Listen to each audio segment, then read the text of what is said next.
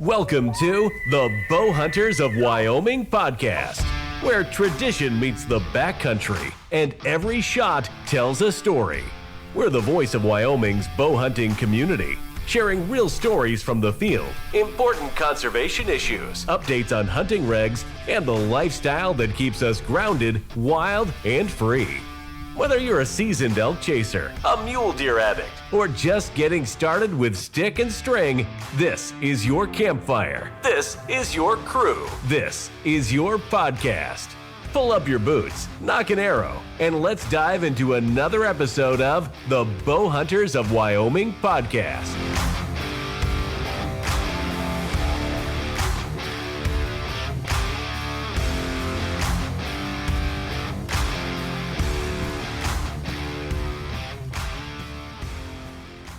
Well, hello everybody, and welcome back to another episode of our all relatively new Bow Hunters of Wyoming podcast. Today we've got two guests on, Hannah Ostheimer, she's our current secretary of Bow Hunters of Wyoming, and Tom Hurley, past president. And today we're going to talk about money, specifically what does Bow Hunters of Wyoming do with money generated by membership fees and money generated by commissioner tag raffles and all our other fundraising. So today we just want to highlight some of the efforts that Bow Hunters of Wyoming uses to give back to conservation in Wyoming and what we have planned for the future. So Tom and Hannah, I really appreciate you guys hopping on the podcast to discuss money and conservation efforts.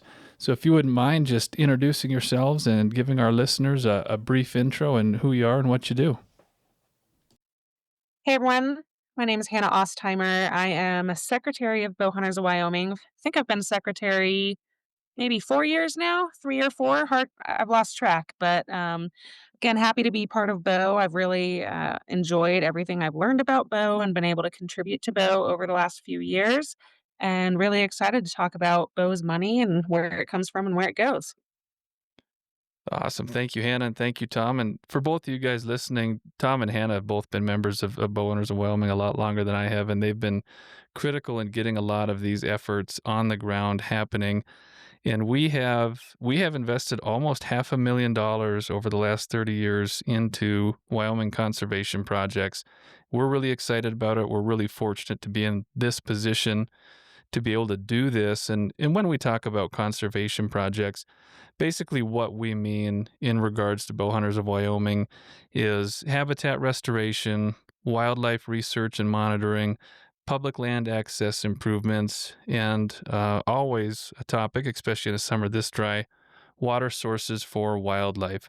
So basically that anything that correlates with the North American model of wildlife conservation and anything that helps the long-term sustainable future for bow hunting and overall wildlife health in Wyoming. Does that check with you guys, Tom and Hannah? Does that sound about right, what we're doing and why we're doing it? Yeah, I think you just about That's covered all the topics. Yep, that sounds about right. Awesome. Well, Tom, I'm going to start with you here because we recently kind of almost came to fruition of one of our bigger projects, and that's the Guzzler Project. Can you kind of walk us through what that is and how it started and where it's at?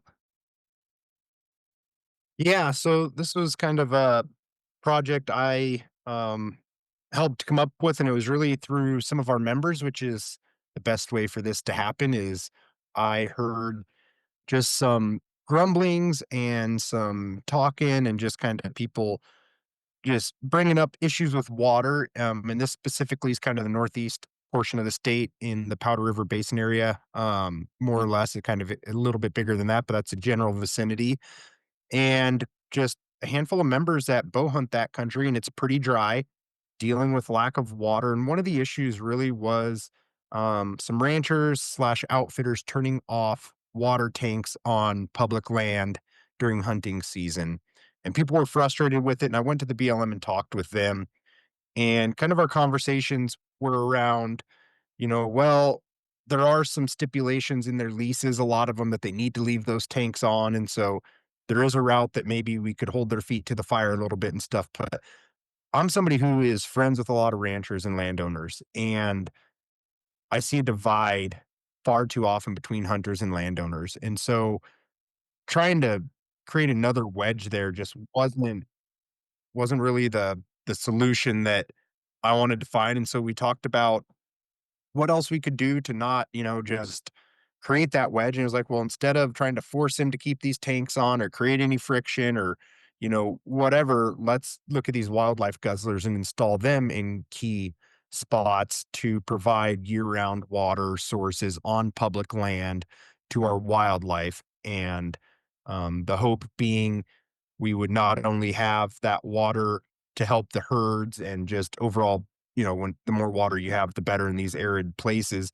But also that during, a secondary benefit would be that during hunting season, there'd be a reason for the wildlife to be there. If you have dry areas and all the water, the majority of the water's gone, it's going to be hard to have animals to hunt in those places. So it's kind of a twofold thing. Hey, let's get water. It's going to be great for the wildlife, but also for our membership and for people to get behind. It's like, hey, this is going to create some more opportunity for people because there's a chance that some more animals, be it elk, deer, antelope, whatever, are going to be around these locations a little bit longer in the season. So that was where it stemmed from, just those conversations. And I was working with a couple guys, Chris and Wyatt out of the Buffalo field office for BLM. And we started 2 years ago looking at locations and brainstorming and trying to decide exactly how we were going to go about this. And our last year's commissioner tag, we were able to raise enough money to fund about half of the purchase of the six guzzlers. And then with the Wyoming Sportsman's Group out of Gillette, and Wyoming Wildlife Federation, we were able to come up between the three of us with the rest of the funds to purchase the tanks, and they were just delivered a couple weeks ago. And the BLM field office guys and BLM fire crew came and helped, and a couple game and fish guys down in Buffalo, and we got those offloaded off the semi. And now we're making the plans for installation over the next couple years. Awesome, Tom. That's a big project. And when did you start working on that? When was the very first tentative idea of the Guzzler project? When did that start, and how long did it take to get from there to here? So I think 3 years ago, I started hearing people complain about the water situation out there on a more regular basis. And that's when it kind of started chattering. And it was right about 2 years ago when I started having conversations with the BLM guys about what we could do about it. And honestly, I had never run a project like this. So I was kind of looking for just to be the idea guy, like, hey, we should do this. Like, let's get the energy. Let's go. Let's get this done. And I kind of realized after about a year that that wasn't working. I reached out to a few organizations. They were all interested in stuff, but just nobody was really taking it and running with it. So that's when I kind of was like, well, I'll just try and head that up with Bow Hunters of Wyoming at the head of it and um, try to source the rest of the money. These tanks are about $6,000 a piece just for the tank, and then you got about 3,000 for the additional components, and so they're not cheap. And so we had to come up with all that money. And so yeah, I would say a solid 2 years just to get the tanks here, and then will be probably a 2 year project to get them all installed. Which really, I mean, considering the logistics of it and all the legwork that goes into it, that's not a terribly long time from hearing the complaints to actually having the tanks on hand to starting the process of getting them installed. And I think that's one of the fun parts about Bow Hunters of Wyoming is we're small enough where we can aggressively move fairly quickly on some of these projects and still raise considerable capital to get it done, obviously in conjunction with the partnerships that made this project possible with those other conservation minded entities.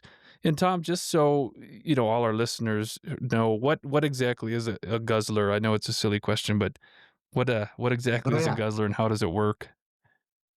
Yeah, no, that's actually a great question. If you haven't ever seen any in our area of the state, again up here in the Northeast, we actually don't have a lot. So people maybe on other parts of the state might be more familiar. There's a ton of them kind of over in the Powell area or the basin over there.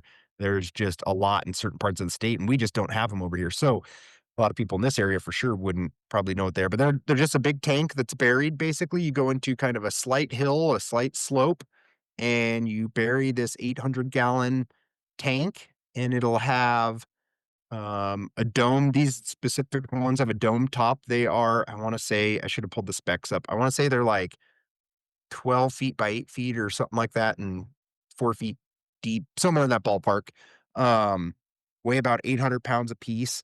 And so we'll bury them up to the cap. The cap will be domed and that'll collect some rainwater. And then you put down basically a really heavy duty tarp or like a pit liner um, from oil and gas that goes on. It's about 100 yards long, and you'll put that down to help catch rainwater and divert it to the tank.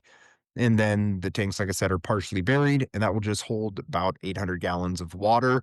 And really, with that catchment basin or the tarp, that should provide basically year-round water. And it's designed not to freeze until it's super, super cold, but for the most part, the wildlife should have water. And then on top of that, they'll be fenced out. So we'll do right around a half an acre, depends on the exact location, but a half an acre or so will get fenced around them to keep cattle out. So it will be specifically for wildlife only. And so that's kind of how that works. It just has a small opening where maybe one or two animals, a couple animals at a time can drink out of it and nothing else really get in there and mess the tank up. That makes sense. And Tom, I think you did a good job of breaking down how it's not only beneficial for our wildlife, but at the same time, it does further opportunities for, bow hunting specifically on public land. And I think it's hard to underscore the importance of consistent water sources for our wildlife out here. For those listening who aren't in Wyoming, we're in a pretty dry stretch, especially down where I'm at. And water is one of the most important factors of determining fawn survival rates. The winters get a lot of attention, but the better the water conditions are, the better the forage is, the better the condition the animals go into those winters, and the better chance they have of surviving. So, a project like this is pretty important for not only the opportunity but for the survival of our wildlife. So, Tom, thanks for basically doing all of that in conjunction with those other agencies you worked with. Pretty awesome project for you to spearhead and see all the way through. And I'm excited to see the next 2 years how they go and get all these guzzlers in the ground and I guess guzzling for lack of a better term. Yeah, I'm excited to see it come to fruition. And, I think we'll probably maybe BOW or even myself if I need to, but put up a few trail cameras to show the results and stuff and hopefully share that with our members and just kind of show, hey, here is our dollars on the ground working. Nobody got paid to do this. 100% went straight into a project to help wildlife and bow hunting. Yeah, and that's an important point for everyone to remember. 100% of the funds we generate go back into the organization. No one gets paid. It's all volunteer work. And speaking of the money that's utilized for these projects, I know last year we had numerous projects, several that went over double-digit thousands of dollars. And Hannah, this is where I want to pull you in and talk about the funding process. As secretary, you play a really big role in, how the proposals are submitted and identified, how we go through different funding applications, what criteria we use to evaluate the projects. So if you wouldn't mind jumping in, Hannah, and kind of walking through, the funding process from a logistic end.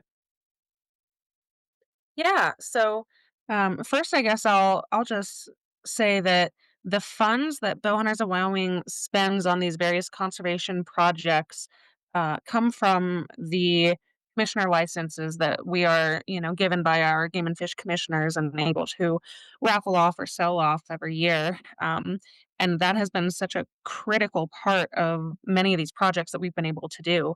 And this is when, I don't know how many years ago it started, but essentially for the entire history that I'm aware of since Bow Hunters of Wyoming has been receiving these commissioner licenses, we have promised to donate 100% of those funds back to these conservation projects in Wyoming. And I think that's been such a big success for us. And if you want to call it a selling point or something, but a big selling point compared to, a lot of other agencies out there that might need to take a cut of that, commissioner license raffle profit for their administration or, administrative fees.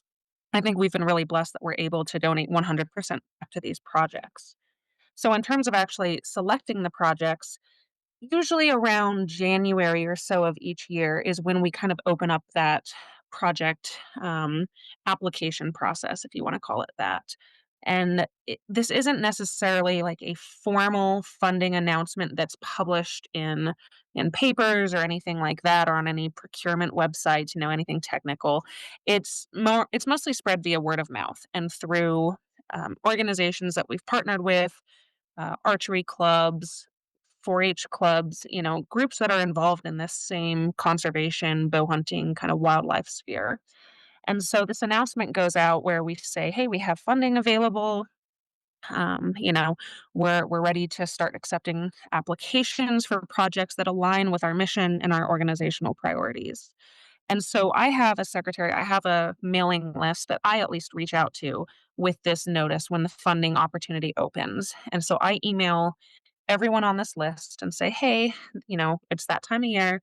Bow Hunters of Wyoming is excited to announce the start of our funding process. And I mail out information about it. I usually try and give an estimate of what funds we might have available so that the entities that apply for funding have a general idea of how big of a funding request they can make. Because there's a big difference between an organization that has maybe 30,000 available versus an organization granting out 500,000. We want to keep projects within the appropriate scope of what funds we have. But I think over the years that mailing list has grown. Last year, I want to say I mailed out notice of this funding to a little over 40 different organizations around the state. And that's something I'd love to ask members or anyone listening to this podcast, that if you know of an organization or a group that may be able to submit a conservation related project, a bow hunter education related project, a water for wildlife project, anything that falls under the scope of what we support at Bow Hunters of Wyoming, I would love to have their contact information to add to my mailing list. Yeah, it is pretty rewarding to see all those requests come through and in these different organizations, identify bow hunters of Wyoming as such a conservation minded group where they're comfortable enough to reach out and say, "Hey, we're confident in BOW and we feel that reaching out to them is going to help further our goals in conservation and wildlife management and furthering, bow hunting and bow hunting opportunities." And I like how you brought up Hannah about how member input drives some of these projects and how we select. And for those who aren't familiar, when we have our annual banquet, which if you haven't gone, I encourage you to go because they're a lot of fun. In our general meeting with all the people in attendance, we'll bring up the projects that applied for funding, and we'll go over it with the membership at large, and we get input from all the members as far as what our funding looks like, what our applications look like, and it's a really rewarding process, and it does give everyone a say in how we can utilize our funds, and that's one of the nice things about Bo being such a member driven organization when it comes to how to expend our donation funding to further conservation. Yeah, and I'll add that I think it was maybe 2023, I want to say, when we did a membership survey. And so we sent out an online survey to all of our members because, like you said, Alex, we are very much a member driven organization. We are a membership organization. We value the feedback of our members and we strive to, as an executive council, kind of act on behalf of our membership. We really want to make sure we're representing those that make up the membership of Bo. And so we sent out the membership survey just to kind of touch base on where members were at, their perspectives on various bow hunting related topics, legislative topics, funding topics, everything that we do as an organization. And the results of that survey helped us. It didn't necessarily change the kind of categories of projects that we fund, but it helped us restructure them and maybe prioritize them a little bit. We realized that a lot of people wanted us to really prioritize projects around, especially hunting legislation, with some of the legislation we've seen in recent years, but also looking at things like land access and promoting the sport of archery and bow hunting. And then other things that we've funded in the past kind of moved a little bit lower in the priority list. So we were able to take that information. And now, when I make the announcement that funding is available, I share that with organizations so that as they consider what projects they might want to request funding for, they're able to keep that in mind, especially since our membership then, like you said, are the ones that review these funding requests and vote on them and determine will they be funded, and if so, to what amount. So there are some projects that we get requests for and our membership determines that it's a project worth funding and that they do want to support, but maybe we can't support the full funding request. It'll be partially funded. That's a good point, Hannah. And it's important to remember a lot of this is a balance. In a perfect world, we would fund every single conservation project we came across, and every single applicant that came to us would get what they wanted. But with funds being funds, they're not always an infinite supply. So sometimes we do fund some partially, fund some fully, and that's where we rely heavily on our membership input during these meetings. And one of the other important things to remember is oftentimes we'll hear really good ideas from our membership, but we never actually see an official application from an organization that mirrors that exact idea. So if you are a member or you're just someone who is interested in, benefiting the furtherance of conservation in Wyoming and you have a good idea, reach out to an organization that might be able to make that happen, whether it's spraying for cheatgrass or guzzler projects or access programs. If you have that idea, reach out to the agencies that can make that happen, whether it's Game and Fish or BLM or Weed and Pest, and then work with them to, formulate one of these funding application requests, get it sent to us, and then we can make that happen. Does that check, Hannah? Does that sound good? Yeah, absolutely. And our funding application form that I provide, it's kind of a standard form that these organizations fill out to tell us a little bit about the project and request funds. It's a very basic form. For anyone who's applied for grant funding before or scholarships or any sort of funding opportunity, a lot of times those applications are really in depth. You have to have a lot of supporting documents, financial statements, this and that. And it can be pretty burdensome, especially for smaller groups, like maybe a small local 4 H archery club. Our application form is very basic. We want to know what is your group? Who's a contact person?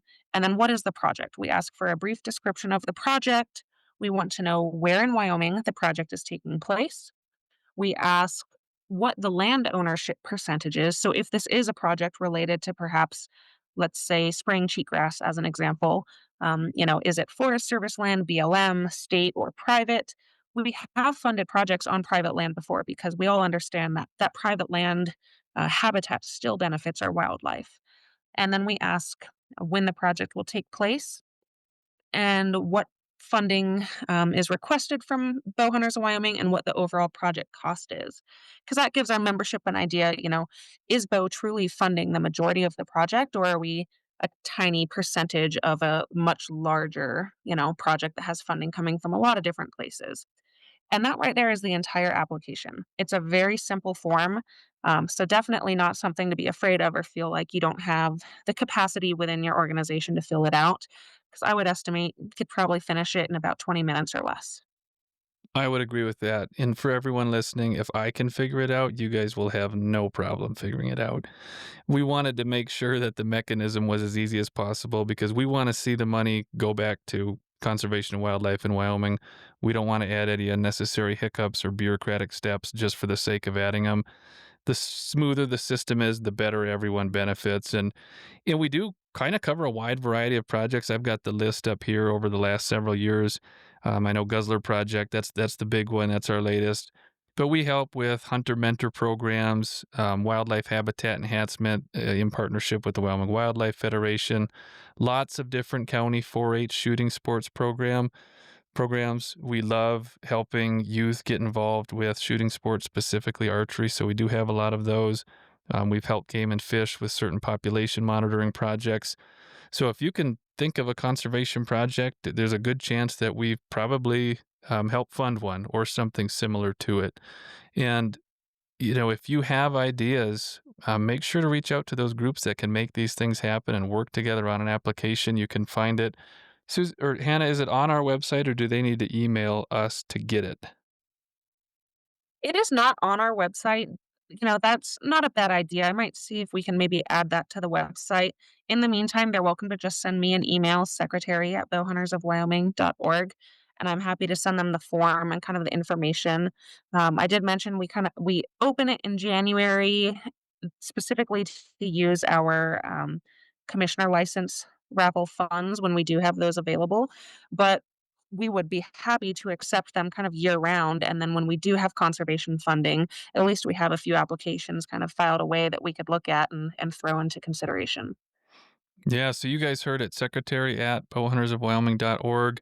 And you can find any of our email addresses at bowhuntersofwyoming.org. And now that we mentioned it, I do think we'll get that up on the website for even easier access, just to make the process one step smoother than it currently is. So, we've kind of looked back a little bit and gone over how the process works, and it's really nice being able to take 100% of the funds allocated from those commissioner tags and direct them all towards these projects and not use any towards the sustainability of our organization itself.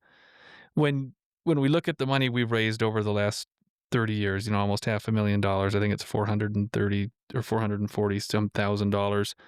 How do you guys both feel about the next 30 years? Where do you see this going from here, as far as funds being generated, future conservation priorities? What do you guys think? What do you guys see?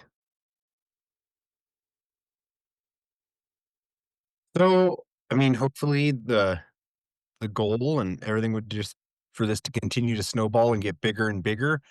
Um, we're trying to grow our membership. We're trying to raise more money all the time and really listen to our members, like Hannah said, to do the boots on the ground work that our membership wants. So I do think people, again, like Hannah mentioned, really like that, we're not taking money off the top or anything and it's all going right to conservation. So I see no reason why we wouldn't continue to keep growing and building and being able to put more dollars on the ground to improve wildlife and bow hunting. So I just think it's going to keep gaining speed, and it seems like it has year over year. We keep growing, and a lot of that does come down to currently our commissioner tags. And so a big shout out to those commissioners who have donated tags over the years.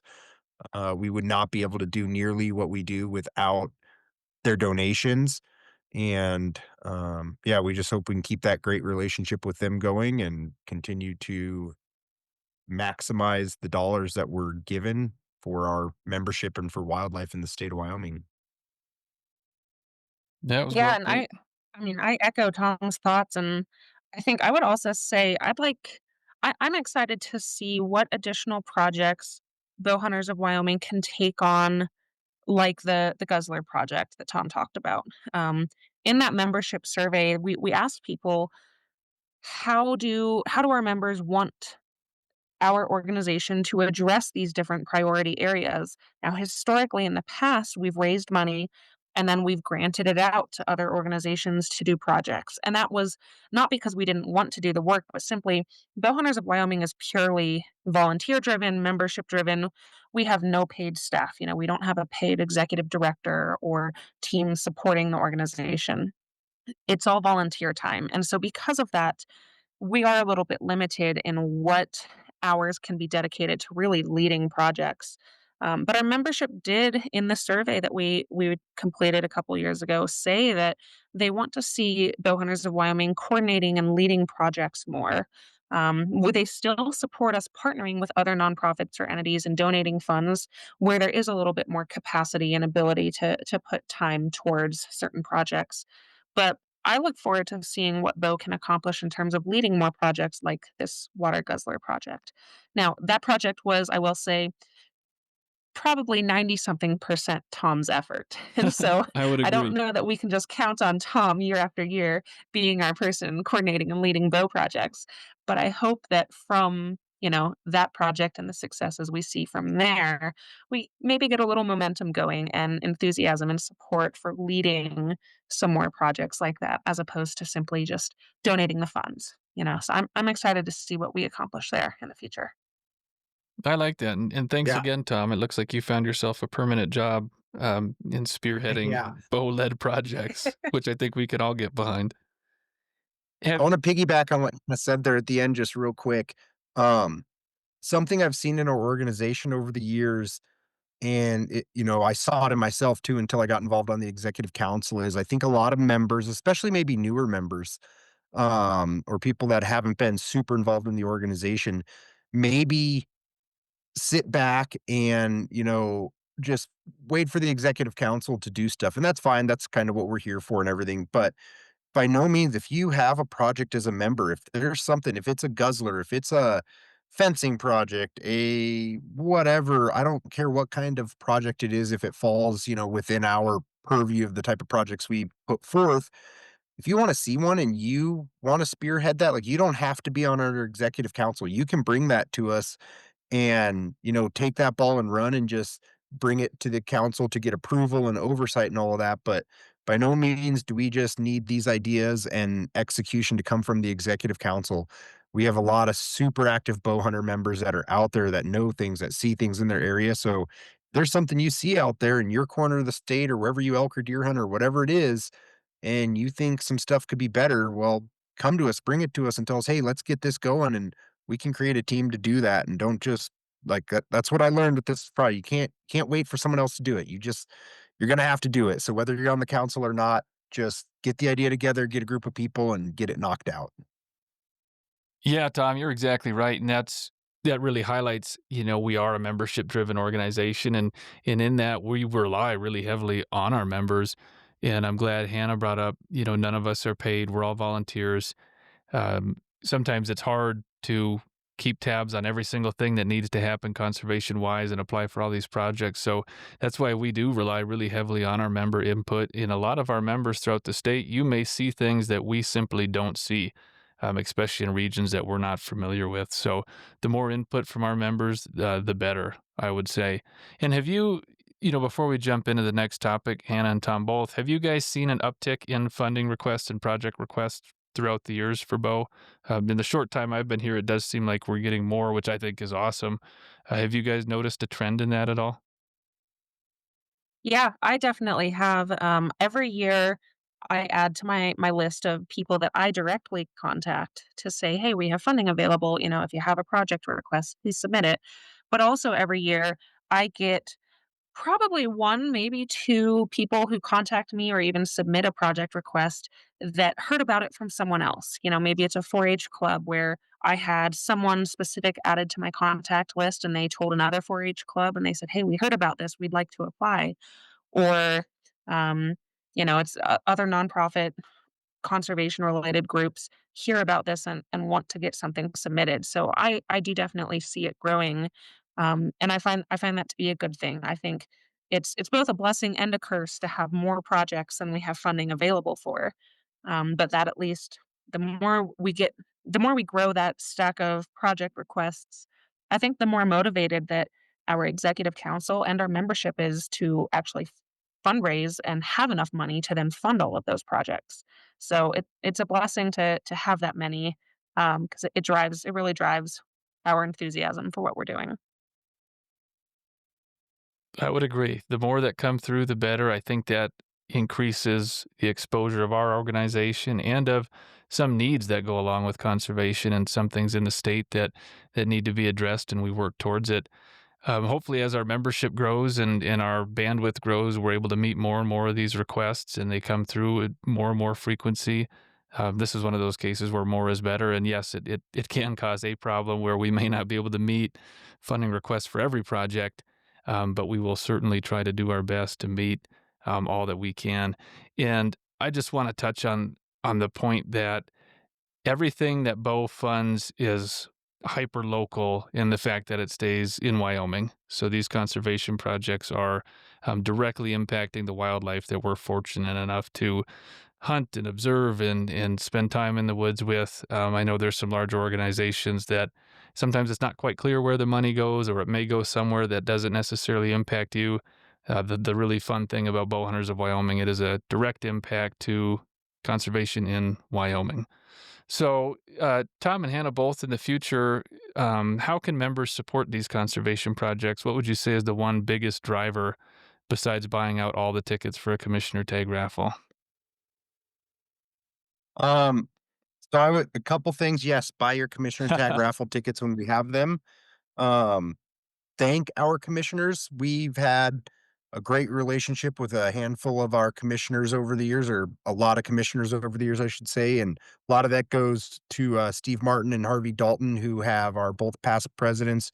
who have gone to every meeting for who knows how long and have a great relationship and have helped form that. And so getting, if you're a member and you go to those meetings, make sure you shake a commissioner's hand and tell them thank you and let them know you're with Bow Hunters of Wyoming, and we'll keep forging those relationships because we need more tags. When we can't fill those requests, that's actually a good thing because then we can go back to the commission and say, hey, we had 2 tags last year, but we couldn't fund this 30, 40, 50, $60,000 we still had on our plate.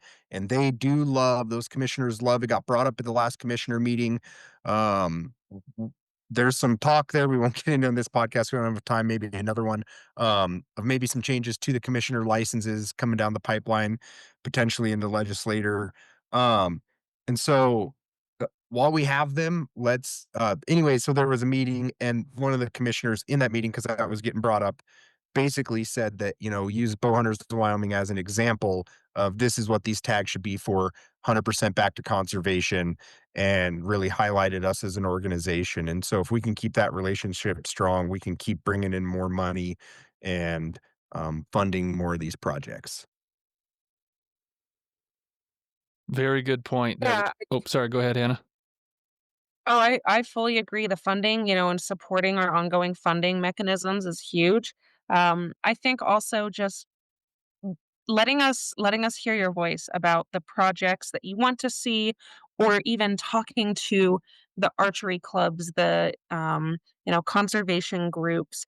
We have a lot of partnerships with some of the statewide conservation groups or even the national conservation groups, but I know there's a lot more local groups that honestly sometimes their efforts go even farther. They don't have those overhead costs that some of these bigger organizations do. I would love to have membership feedback, kind of both directions, members communicating with those groups in their areas, and as well as communicating with the executive council about the projects they'd like to see. Because I think that's one of the reasons we've been so successful with this work is keeping it so membership focused so that the work that we're doing and the projects that we're funding really align with our organization, our mission as a whole, and the values of our membership. That's a good point, Hannah, and it's a good thing to remember, even if you're considering a project where you may think, it's too small to contact Bow Hunters of Wyoming about. Don't. There's no project too small. We love getting involved with the smaller 4-H shoots, the local archery clubs, and Hannah brought up a good point about overhead costs. These groups have limited overhead costs, so a lot of that money, if not the vast majority of it, goes directly to the outcome of whatever they're trying to accomplish, without getting lost in the pipeline of paying people or staffing, so on and so forth. So we can see that direct result really clearly. Well, Tom and Hannah, thank you guys for jumping on. Did you have anything else before I talk about our membership drive, which directly impacts our ability to help fund and further conservation projects in Wyoming? I'll just throw one more thing in there. I'll try to be quick. You're good. I just wanted to go on our on the donation side of things. One of the things we've done over the years is always funded some Access Yes, and so I just had the numbers on that. We've done almost $39,000 to Access Yes over the years, and that, using Game and Fish's statistics, comes out to over 100,000 acres that we have opened up for hunters in the state of Wyoming, and I'm sure something we will continue to do with that. So that's just one more thing that that we're putting out there for our hunters to get more access, along with our conservation and everything too. So I just thought that was a pretty cool number, over 100,000 acres. So Yeah, and I'll just add, we've talked about a few ways that members could be involved in this project funding process. One that we didn't mention that is something that some of our members do is, Alex, you mentioned our annual banquet, convention and banquet. A lot of members donate items to the banquet. We have members that donate items and specifically say, I want the proceeds of this item to go directly towards the conservation fund. And we honor that. When we have members or sponsors donate items and specify, I want these dollars to go back to the conservation projects, we put it right in that conservation little funding pot with the commissioner tag profits or anything else. And so if you have something you donate to the banquet, feel free to speak up and say, I want this to go towards conservation. Yeah, well put, Hannah. Good point. And it's important to remember there are so many little things behind the scenes that go into funding these projects or getting the people mechanized to make these projects happen. And I'm really thankful for our executive council, Tom and Hannah and everyone else, our relationship with the Game and Fish commissioners who make these tags possible, who therefore make the funding derived from these tags possible to put forth towards all these efforts. It's uh, it's a balance, and conservation isn't easy and it's not cheap. And we're very lucky, and I've said this before, in Wyoming to have what we have and to have the opportunities that we have. I'm obviously extremely biased. I think we're one of the best resident friendly states for bow hunting in the US, and I want to keep it that way. And I think being involved in these projects and making sure that we're doing our part to ensure the sustainability and longevity of our wildlife population is critical in ensuring that. So I would say that if you are interested in helping us further this mission, the first step would be becoming a member. Those funds go directly to Bowhunters of Wyoming. They help us put together our newsletter. They help us put together our annual banquet, which again, I highly recommend you attend if you haven't. And if you have, you already know what I'm talking about. So I hope to see you at our upcoming one. And right now is a really good time to be a member. We have a membership drive right now that's ending on August 30th. So if you join Bowhunters of Wyoming now, you're automatically entered into a drawing to win some pretty serious prizes. We got some image stabilizing binoculars from Sig Sauer. We've got a Benchmade knife set. We got a really nice Wild Gear cooler. And if you sign up to be a life member, not only will you get a free jacket, quote unquote free jacket, you'll get a jacket and then 10 entries into the drawing as well. So if you're looking to become a member and help us make sure that we can enjoy what we have in Wyoming for years to come, and our kids can enjoy it as well, I encourage you to check out bowhuntersofwyoming.org. If you ever have any questions, all of our names and information and email addresses are on the website. Feel free to shoot us anything you got, whether it's a question, comment, project idea. We're all ears. So, Hannah, Tom, do you guys have anything else? I don't think so. Go ahead and join Bowhunters of Wyoming. Truly, it's cheap. It's worth your time and effort. It's worth your money.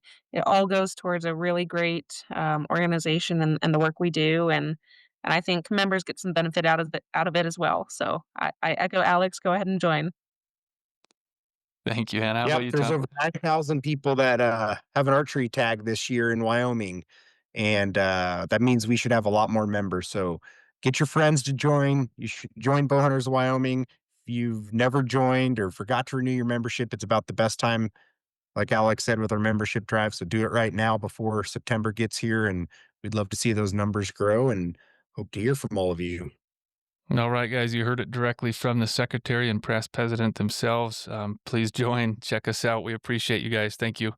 Tom, Hannah, thank you guys for jumping on. I appreciate it.